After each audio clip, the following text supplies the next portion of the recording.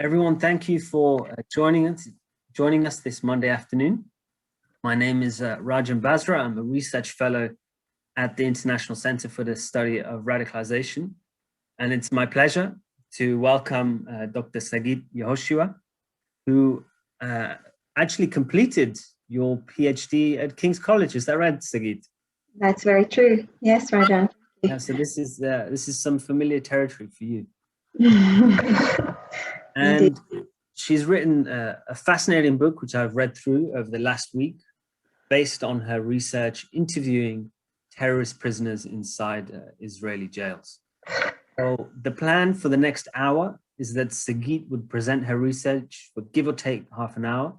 And I'm aware that we've got a really good crowd here. I've looked through the list of registrations. We've got a mix of students, researchers, and scholars, as well as policymakers and practitioners and other interested people.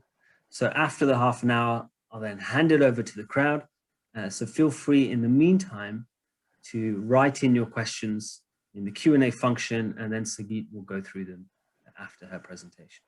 So Sagit, without any further delay, I'll hand it over to you. Thank you so much, Rajan. Thank you everyone for joining. It is actually very exciting for me to be here. Thank you very much for ICSR for having me. I have started my my professional career in the UK at ICSR, actually, so it's quite like a closure to me. This book has been quite a journey, and what I would like to explore here with you and to tell you about is two different things that this book is trying to explore. The first one is actually the research that I conducted, and it was the ground for my PhD research. And the second one is something that I found out during the writing of the book, which is the process that the field itself went through and is still going through since the time that I started my career as a young criminologist, trying to specialize in terrorism until today. It has been nearly 20 years. And while I was writing the book and doing my research and exploring that aspect that is more related to profiling and the psychology of terrorism, I realized the changes that this field has been going through, and it was actually really fascinating. So I have a short presentation that is just giving the points that I wanted to explore here, and I'll be happy to answer any further question later on in the Q&A. So this is the book. It's actually, it's a funny anecdote that my publisher sent me, like all kinds of terrorists with guns, and I was like, no, that's not what I want to say, because it's more about the mindset and how they think and how they operate, and not like the real military actions.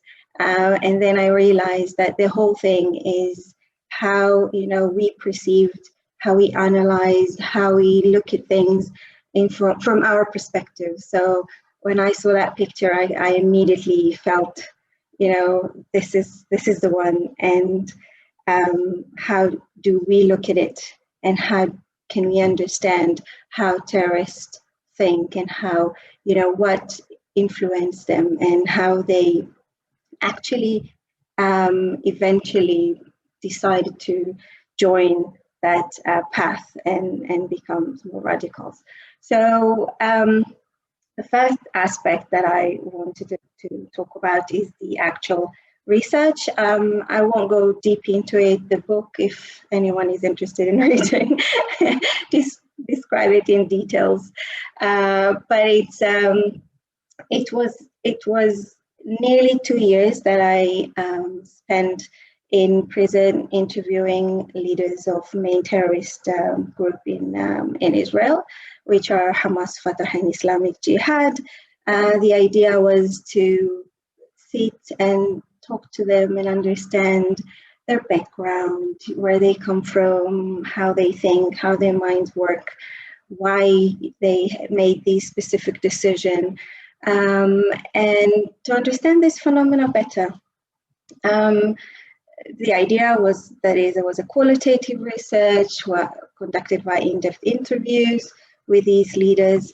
There were 18 leaders in Israeli prison. We have quite democratic attitude. So the bigger the organization is, then you will have more representatives. So you see the Hamas is the bigger one, has more leaders. Fatah is the bigger one, Hamas is the second, and Islamic Jihad is the smallest. And then the idea is that eventually, after nearly 2 years, I gained so much knowledge and I had so much information by these interviews, and I started analyzing it, and I based this profile on 5 main angles. The first one was the social aspects, which I found the most important aspects in their lives, meaning what they have went through, their background, the family they came from, was very, very important in their decision-making process, where they are today, how they feel, how they think. And then the second aspect was the personality profile, which I tried to understand, people that are in prison for so many years, whether they have psychopathic personality or not. I checked that through the HER psychopathic checklist. I actually didn't find any severe symptoms of psychopathy among them. The third aspect was the mindset, which was general perspective and mainly their rationalization for carrying out the terrorist acts. The fourth one was the leadership profile. What kind of leaders are they? How they make decisions. It was very interesting to see the difference between religious organization to secular one in that respect, whether they are organized, they work within groups or make decisions by themselves. And the last one, the fifth one, was the prison experience. Very relevant to what is going on today. Does prison radicalize? Know what is the process that they're going through in prison? In Israeli prisons, we don't have any de-radicalization programs. So do they actually go through some sort of a process? It was very interesting, and I will go deeper into that point because I think it's very relevant, and it will actually take us to the next point that I want to explore. So leaders in Israeli prisons are going through a very unique process, as I described it. It's not de-radicalization, because in order to be de-radicalized, you need to, leave the ideology, leave the organization, and have a different life. But in Palestinian organization, it doesn't work like that. So they don't leave the organization, they still believe in the ideology, they still believe in the cause, but something is changing. You can look at it as moderation, you can look at it as pragmatism. I see it as pragmatism as well, and it's due to, according to certain factors, the length of time they spend in prison, because when security prisoners, we call them, going to prison, he's very angry, he's very frustrated, he's full of hate, and he enters prison and he's welcomed by his peers from the organization. They teach him a lot. They, teach him about the organization, about his history, about everything, and he becomes a bigger terrorist. He radicalized, but after a certain amount of time, 3 to 4 years, he started, gaining education. He started to think about himself, and then things are starting to change. If he takes leadership roles, that communicates with the guards, communicates with the prison management. That's also give him some really good negotiation skills. And education, I found education to be very important aspects in this aspect of moderation, or pragmatism, as I call it. So it is very interesting to see. Of course, there's a lot of research that says that prisons are, hubs of radicalization, but it's very interesting to see that without any programs in Israel, once these people, introduced to Israelis for the first time and, learn Hebrew, get some education, then, as I said, it changes something among them. So it's very interesting. I know there's lots of questions about this, and there's, of course, a lot of, terrorists that went into prison and didn't go through that process. So it's very interesting to understand how these things work. But since we don't have so much time, I want to go through the other aspects that I found fascinating, and that's the process that the field has been going through. And I called it from profiling to risk assessment. And I put it in some points just to understand how I found it through my personal, professional development, and how it relates to the field itself. Because when I started, it was, as I said, nearly 20 years ago, and I worked with prisoners and with terrorists that were very ideologically driven. Ideology was, the main aspect for their family, their friends.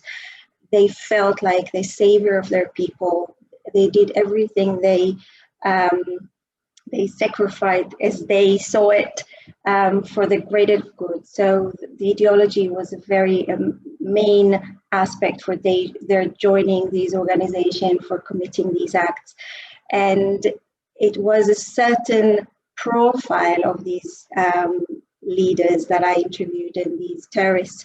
And if you even looked at previous types of terrorism that we had in the 70s and even later on, ideology was, a major aspect, a major thing that people look up to and used in order to join these organizations. And it was, fascinating for me to see that these people, they don't have any personality disorders or mental illnesses. They didn't suffer from any, kinds of disorders that you can think that were related to their joining the organizations, and they were medium to high socioeconomical background. They were educated. They had a lot to lose in this respect, but they saw the cause. They saw the social aspect in their doing, in their actions, that was very, very important to them.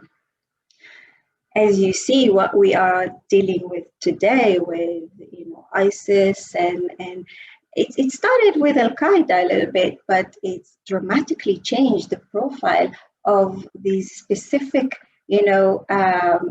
how these terrorists see themselves and what motivates them changed dramatically today, where ISIS, changed that profile in the sense that he today recruits everyone.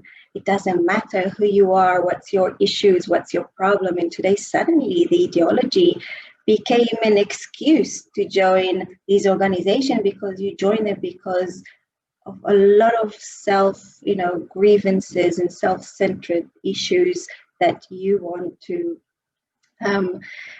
change in yourself, and you want to find yourself. There's a lot of issue of identity and belonging, as all researchers says. So that's one specific change was very, very interesting in that sense. Another change that I found was the difference between what I had to do as a young criminologist, starting my way as a profiler, until today. Because 20 years ago, when I had to build a profile, when I had to create someone's profile, I had to dig in and to find the information, and it wasn't that easy. I mean, I was very, I had the luxury and I was very privileged of getting access to quite a lot of these people. So I was able to speak with them and get a lot of information and read their files and even interview people around them. So I got a lot of information, but I had to deal with lots of other profiles that I didn't have the information. And for me to build a profile was a challenge. That's the challenge, to build the profile, to understand, this person, to be able to get it into his mindset just from the information that I was able to gather.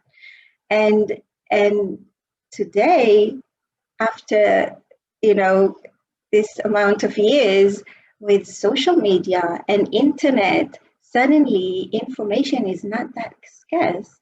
Today, if I want to find a terrorist, I Google him, I Facebook him, I can even communicate with him sometimes on Twitter or on Facebook, which is unbelievable. And suddenly I was able to build a profile. It wasn't that challenging as it used to be 20 years ago. So the profile today, it's easier to create, and we needed more. It wasn't enough. It wasn't enough like it was 20 years ago. We need more, and hence the creations and the risk assessment tools that we have today. Because the profile today is just the basis for the risk assessment that we use, and these are more tangible tools that we use in order to assess the risk that these terrorists pose. Because now we have them in prisons, we have them back in our societies from Syria or wherever, or if they're like right-wing extremists, the same. So today the profile is the basic ground for the assessment for these tools. And these tools are quite efficient, more or less. And so that's another aspect that I found that I thought that was fascinating, what I had to go through before and how I work today as a profile. And now I'm also a risk assessor because I use the profiles just as a tool, again, to do the assessments. And today these assessments allow us to find what these person needs, what kinds of programs we can apply, and it allows us to be a lot more accurate in how do we solve these issues. So this is another aspect that I thought that was fascinating, and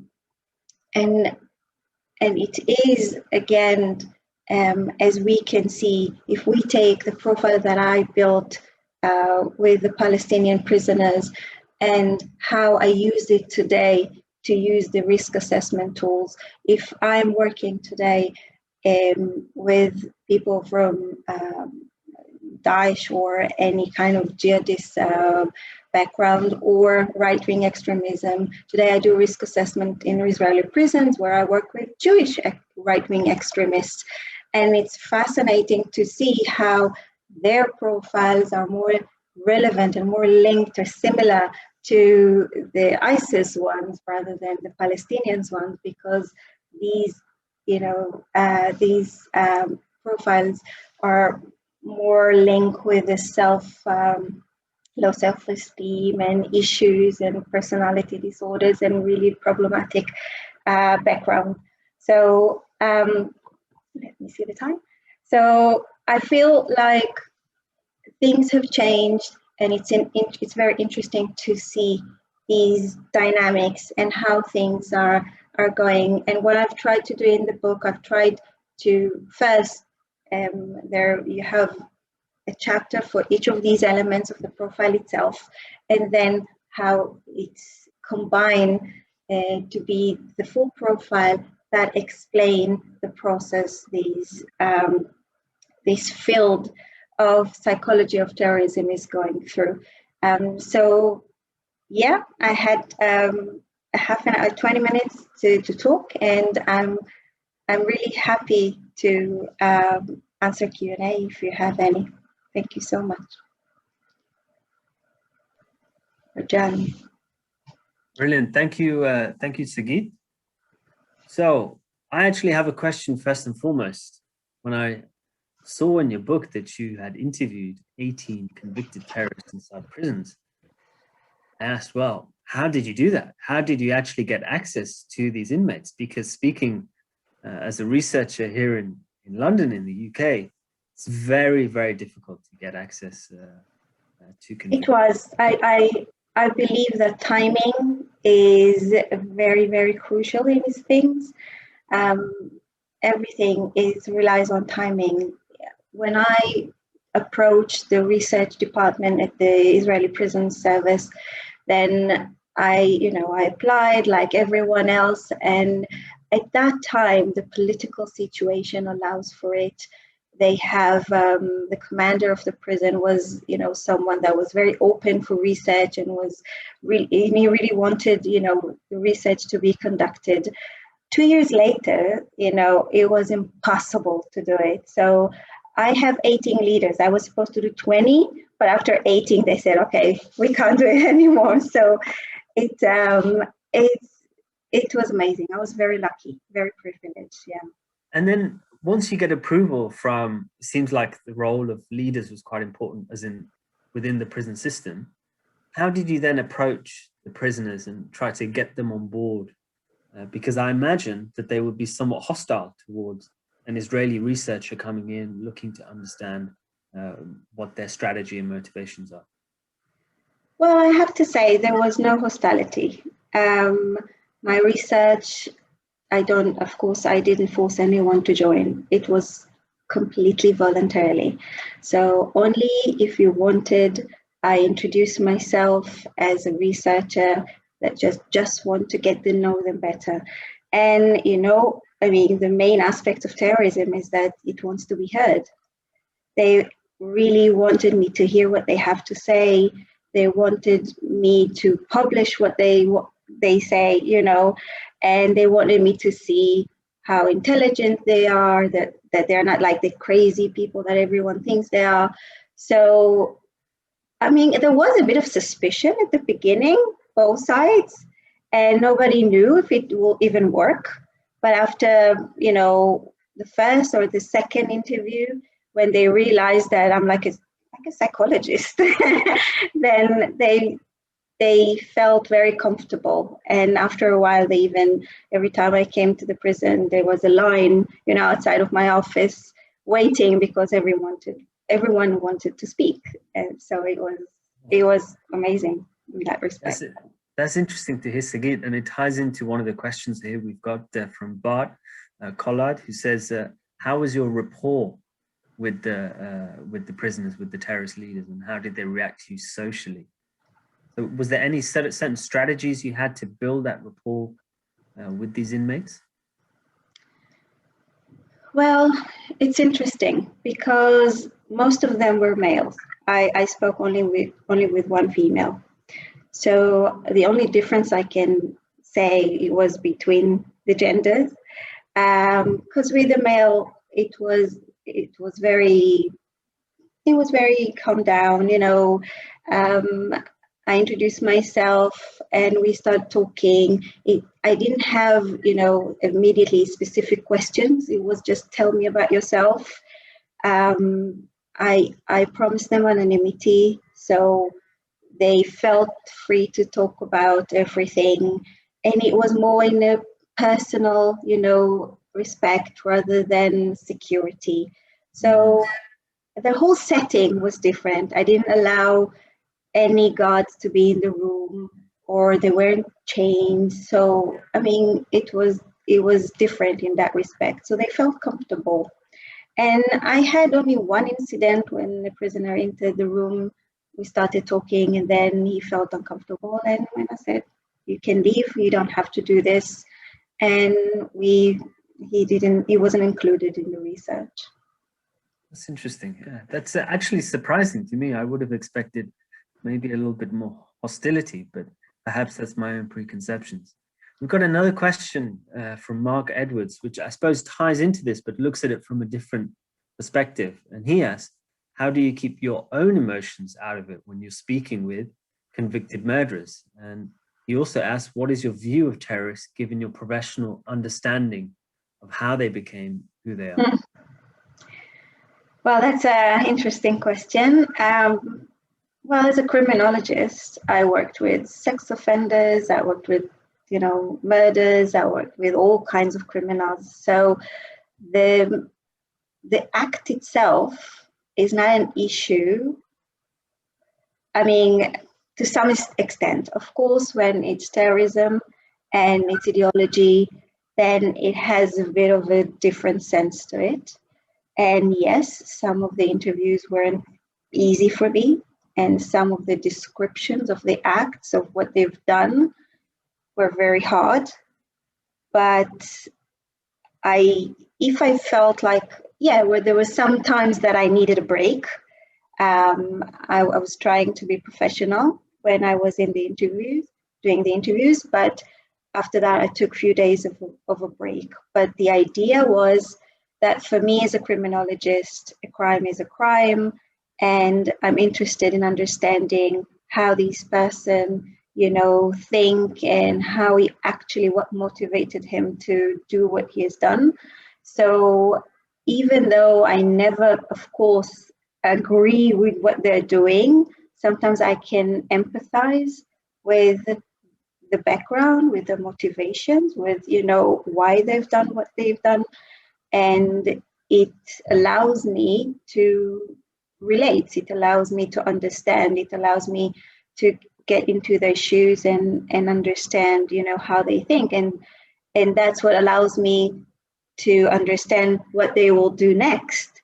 So if they release from prison or if they pose some sort of a risk, I can understand how that will go.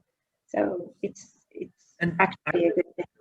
I remember when I was reading your book, you said that none of the prisoners displayed remorse for their actions, even though they displayed remorse for other things they'd done in their life unrelated to terrorism. And was this surprising to you? Were you expecting something different? They believe in the cause. They believe in what they're doing. So in order to keep their own mental state, being so many years in prison, and what they, understand of the situation, they can't regret what they've done. And for them, as they told me not once, we have nothing personal with this or this victim, but it's the occupation, it's the whole thing that we're against, and everything we've done, they see it as self-defense, they see it as saving their own people. So they neutralize their conscious in the sense that they explain it that everyone would have done it. Everyone, if your family is being threatened, if your life is being threatened, your freedom is being threatened, then you have to do something. So that's how they rationalize things. Yeah, okay, that's interesting. We've got another question on the process of the research. This is from Erin, who's asking, can you discuss some of the ethical considerations and or the institutional review board process you experienced during this research? Yes, this is one of the hardest things I had during the PhD and the research itself, because I was criticized a lot about the fact that I'm Israeli and I'm interviewing Palestinians, and how can you do it? And I always tell my students the same thing. When you are totally transparent about what you're doing, totally transparent, you don't hide anything, you don't lie, and you allow the other side to be fully aware of what is going on, to make the decision whether to participate or not, then, nobody can come and ask you why you didn't do that or say that, because you said everything and you did everything.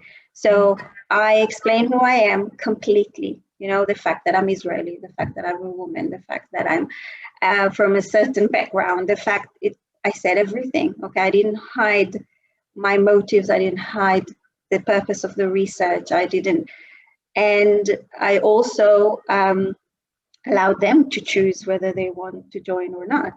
I gave them all, the options if they want, how they want, to sit. And so as far as I was concerned, I was totally transparent, and I didn't force anyone to do it. And even you as a reader, this is who I am. This is how I analyze things. Take it or leave it. Okay? You don't have to agree with what I've said. You don't have to agree with the way I analyze things, with the way I see things. Okay? I give you all the quotes for what they've said. If you can interpret it differently, then I'm happy to do so. So that's also the aspect of profiling, because for me as a profiler, I have a certain amount of information, and I analyze it according to my previous experiences. I analyze it according to my background. I analyze it, and I'm totally transparent about the fact I can't say that the fact that I'm Israeli doesn't affect who I am and doesn't affect, how I think. No, it's not. But I can show you what I have and how I analyze it, and you can agree with that or not. So this is what I've done. And funny enough, during my Viva, they had no question about ethical, because they have everything written down. The chapter of the methodology and ethical is the bigger one in the book. So nobody can ask me about that. Sagit, I've got a question that's related to that from Olivia here.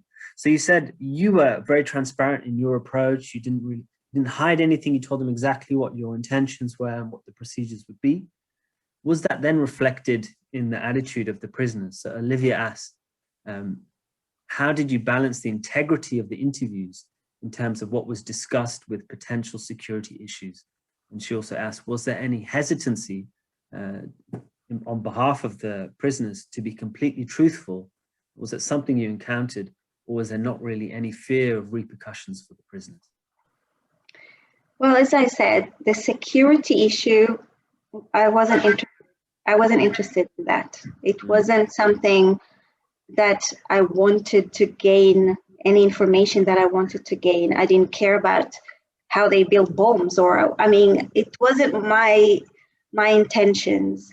I was fascinated by their lives, by their families, where they were, raised, and how was school, that's what I was interested about. And they, probably didn't speak with anyone that it cares about their lives in ages. So they felt comfortable talking about it.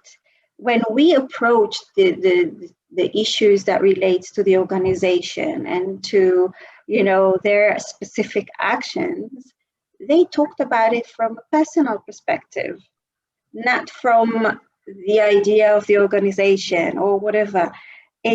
So I think they felt more comfortable because they saw me as, as a researcher, as a psychologist, not as an intelligence or security guard. So I think that was the difference. I can say that I'm still working with prisoners today, not as a researcher, more than a risk assessor. And a lot of them are still going on trials, and a lot of them are still, being sentenced. And immediately they get this vibe of, I don't relate to the security, business. I'm here for you. I'm here to hear what you have to say. And that's exactly what I want. Okay, so we've got many questions coming through. I'm reading them all. I'm trying to group them together according to themes. Move beyond the sort of process of the research, as these questions were until now, to the actual content of what they were saying. So one of the questions that has come through is from Kyle, who asked, that he's very curious to know if you've examined the objective cognitive assets and talents, quote unquote, of those you interviewed, and how would those talents affect how CVE and PVE practitioners better understand how to reorientate those assets as part of any disengagement or de-radicalization process. And I know in the book you devote sections to the role of leaders, and you say that a lot of their personalities and their histories, even before they were involved in any militant organizations, that they were natural leaders, they were born leaders, so to speak. So were there any other talents that you came across, and how would they affect disengagement or de-radicalization process? I think in terms of the leadership, this is a very, it's a quality that you can actually, see, you can actually experience, you can actually feel. A lot of them, when they entered prison, were already leaders from the outside. Some of them developed as leaders while in prison. So this is something that I focused on. In terms of other characters, I think that, as a profiler, you can see that people are so different. And, especially in terrorism, why we don't have a specific terrorist profile. That's because it's so varied and people are so different. And you can definitely see how, everyone is unique and take it to his own place and his own mindset. And I think that I can't give you a specific characteristic that I found, that I can say they were all this or that. I can definitely say that each and every profile that I built, I found a unique or some unique characteristic that I thought that it's very interesting to see how these persons develop. I can say that there was one that I was very eccentric, and he was very funny, and he used humor, to develop his career as a leader. And there was another one who was very tough, and like his ideology was very, very strong. And so you can see that they were very different.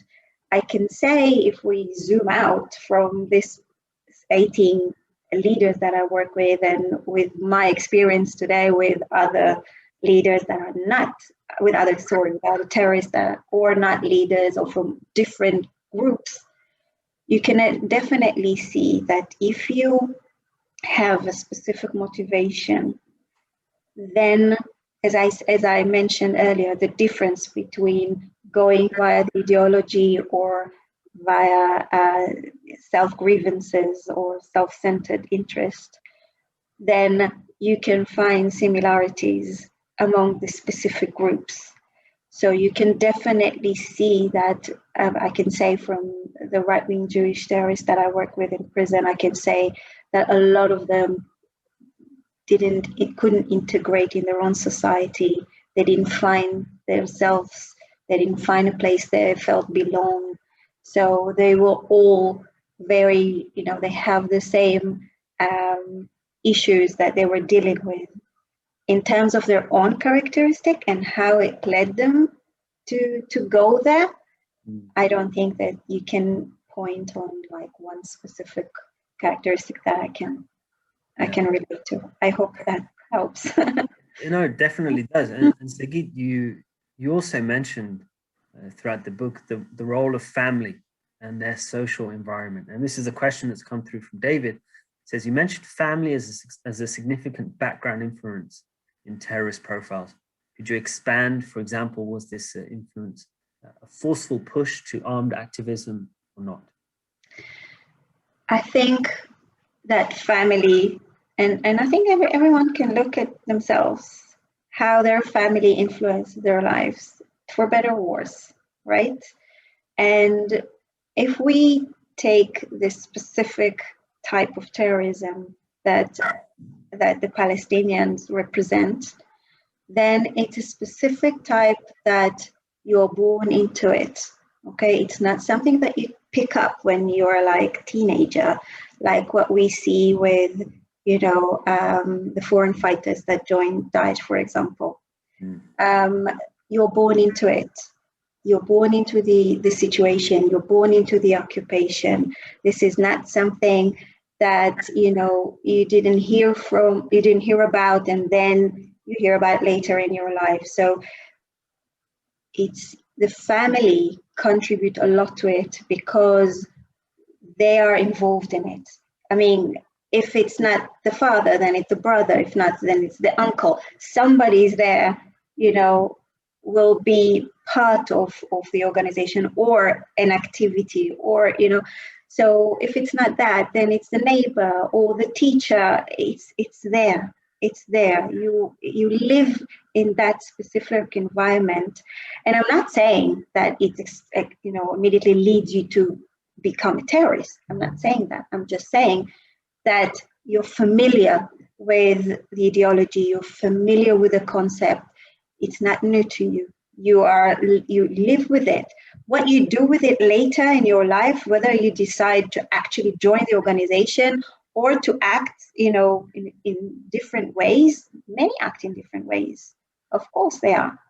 But the ones that choose to go to act as terrorists are the ones that, or they have the opportunity, or they, you know, have some sort of trigger points that trigger them towards doing those things. I mean, there's so many aspects that relates to that. So I do feel that family is a major thing in that specific terrorism, whether in the other type of terrorism, where it's an issue, as I mentioned, of identity, belonging, or whatever.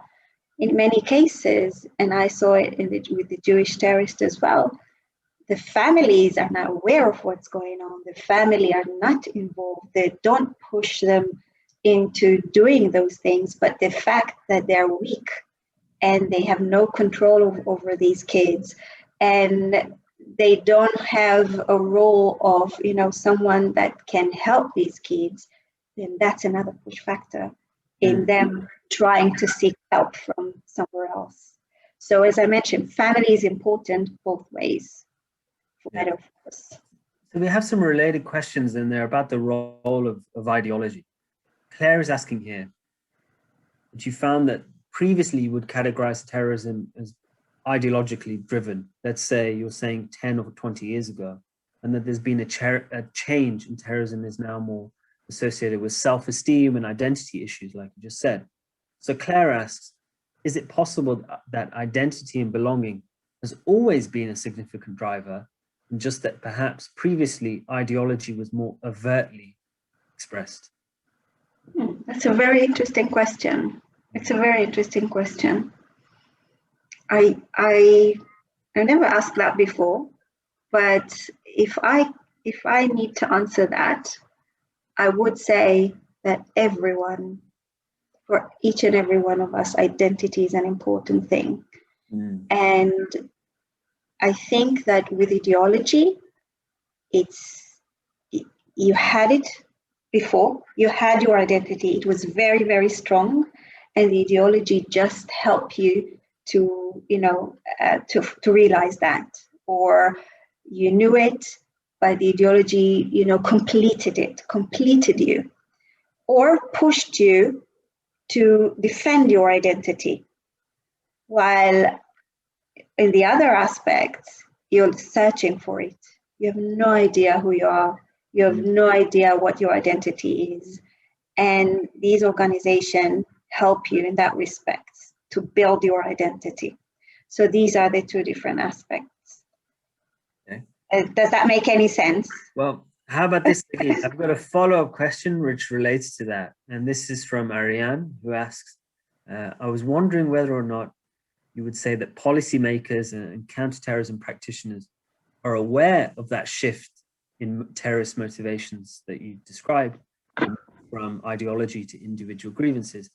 And aside from that, what policies should be introduced in order to better take into account those non-ideological reasons for joining terrorist groups? That's a very good question. That's a very good question.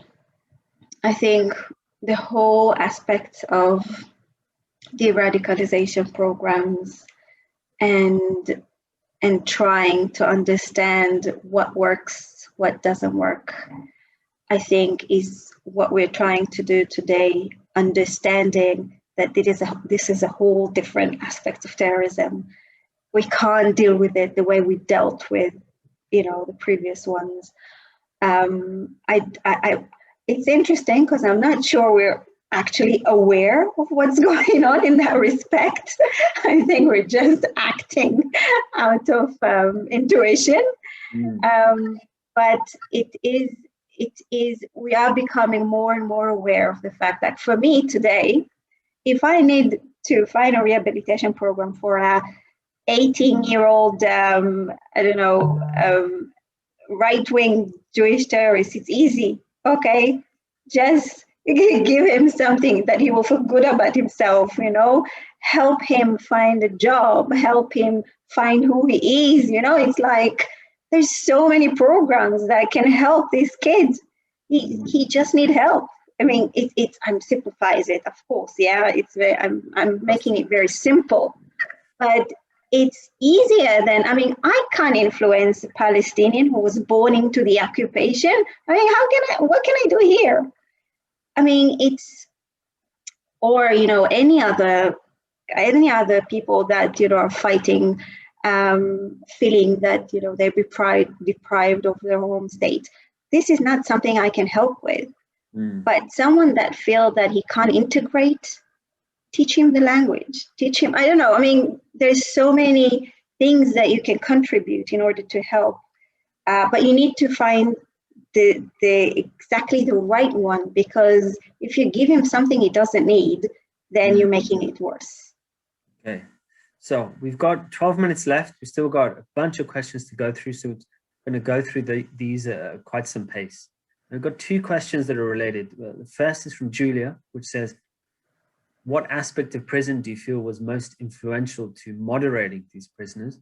And another question from an anonymous attendee, which was that, how does this moderation process look like in the context of Salafi jihadi prisons? What does a moderated Salafi jihadi look like? So if you could clarify what you mean there, that would be great.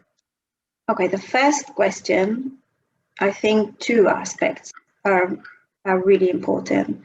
The first one is the disengagement, is finally you're disattached from this pressure that you have within your own society, like waking every morning to this pressure, to this, situation, to this occupation.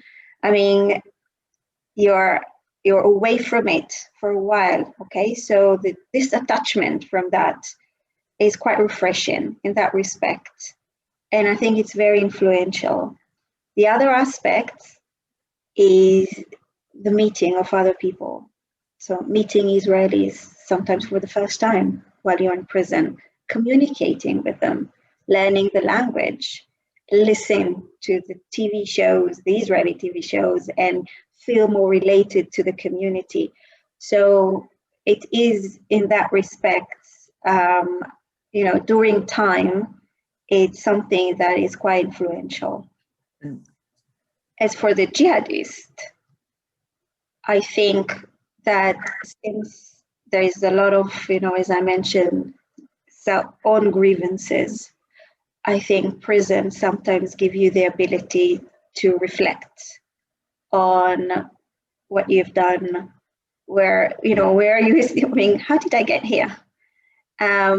If you read research that is being conducted, Andrew Silk talk about it a lot, Professor Andrew Silk, about the fact that recidivism, back to criminality with these prisoners is really, really low. Because once they're in prison and they realize what they've done, they don't want to do it again. So if you give them a hand, if you find what they need, and if you give them the right rehabilitation programs, it can help. And I'm not talking about the hardcore ones that, some people, it's very difficult to rehabilitate. I agree, but most of them are not like that. So just to get an understanding, Sagit, what is their situation like in the prison? Are they sharing these wings alongside regular criminal offenders so they'll get to meet Israelis, like you said, or would their contact with Israelis be limited via the guards? Are they kept totally separate from all other types of inmates? No. In Israel, it's not like in the UK, though it's in the UK it's changing as well. But in Israel, from the beginning, it's totally separated. So Israeli prisoners, criminal prisoners, I would say, are not, in the same cell or even block with security prisoners. So the main interactions is with the guards and the prison personals and stuff like that. And can they associate with each other? Are they allowed to intermingle and mix? With the guards and with it's a daily thing. Amongst the prisoners, amongst the security, the terrorist prisoners themselves, are they allowed to associate freely, or is that very controlled, or how does it work? Well, it depends. It depends on how, like if it's a max security or if it's more relaxed security prison.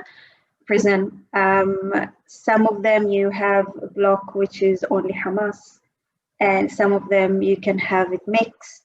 It really depends on the level of security and the level of those prisoners that are.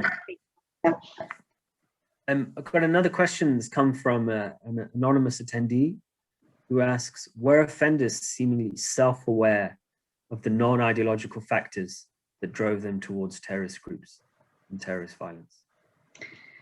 It's a good question. I think eventually they do. Not, of course, not during the process. But eventually, after, if they go through rehabilitation programs and if they work on their issues, then they understand what drove them to do these things. And when they understand that, then they work on that. Then it's, they're halfway through. So definitely, that's how it works. And there's a related question to that is whether those terrorist leaders you've interviewed or their wider organization have reacted to your work after the interviews, and if so, what was their response? Well, I'm not familiar with any response to my work. I know that, outside of prison, inside prison, I know that they have been communicated and they even told each other, you should go and speak to her. It's really good, you should do that. So people came just because other recommended that they can speak with me. So within prison, I know the reaction. I have no idea what's going on outside. I don't have any any details or any intelligence that tells me about that. Most of my work is being published in English. So they might, don't even have the access to it. I know that during Gilad Shalit bargain, a lot of them, were freed from prison. A lot of the people that I worked with, some stayed, some I already know that they are dead since then.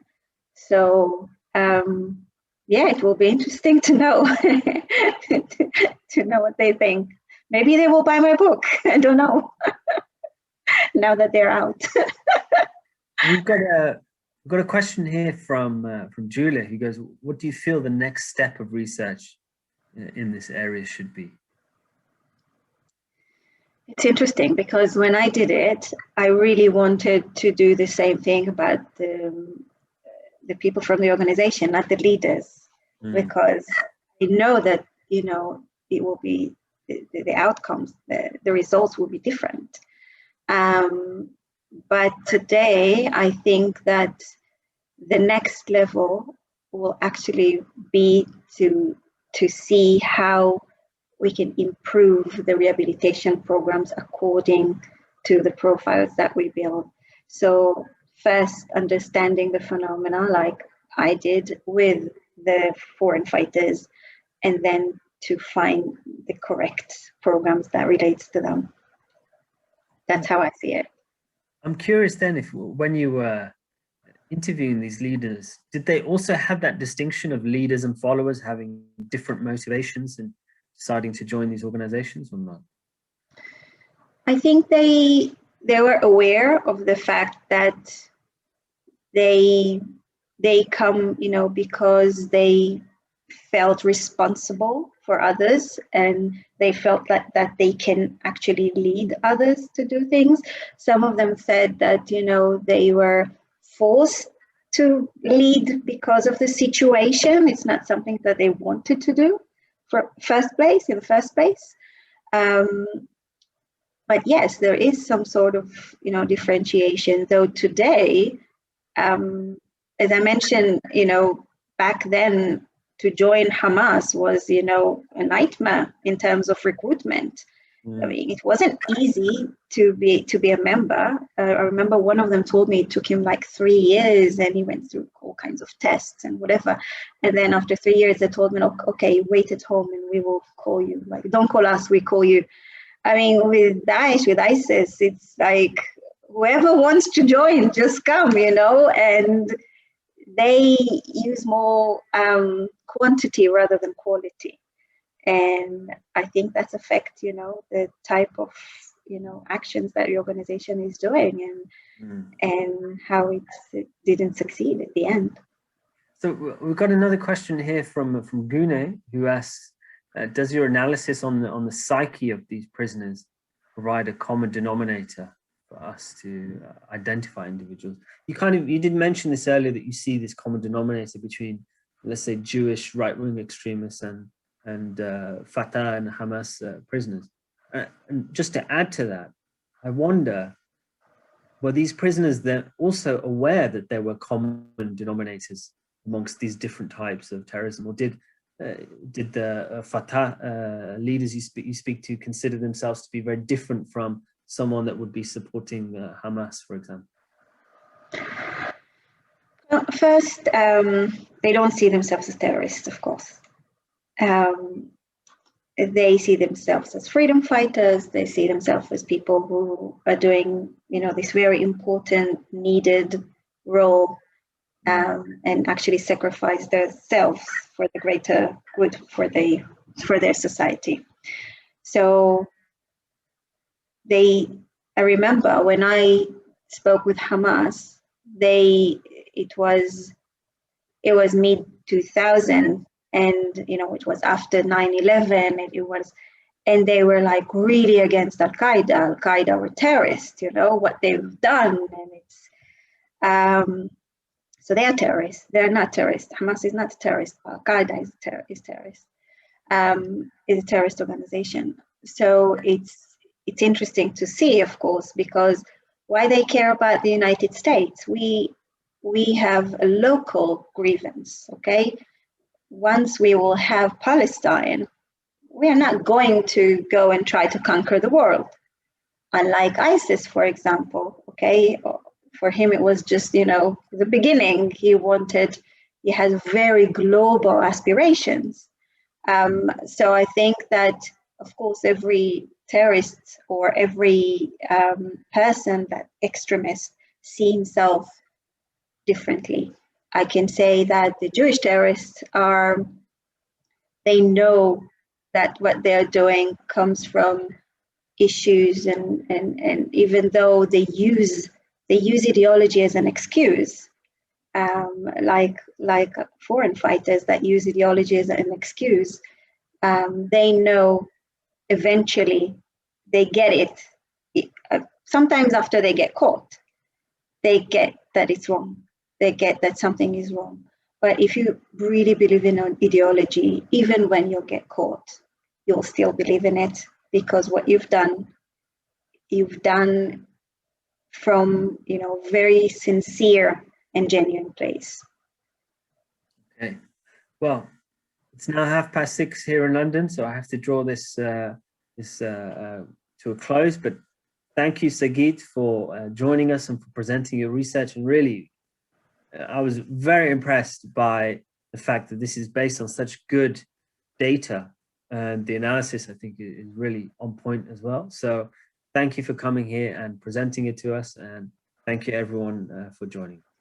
Thank you so much, Rajan. Thank you, ICSR. And thank you all for coming. It was really nice. Thank you. Okay. All right. See you.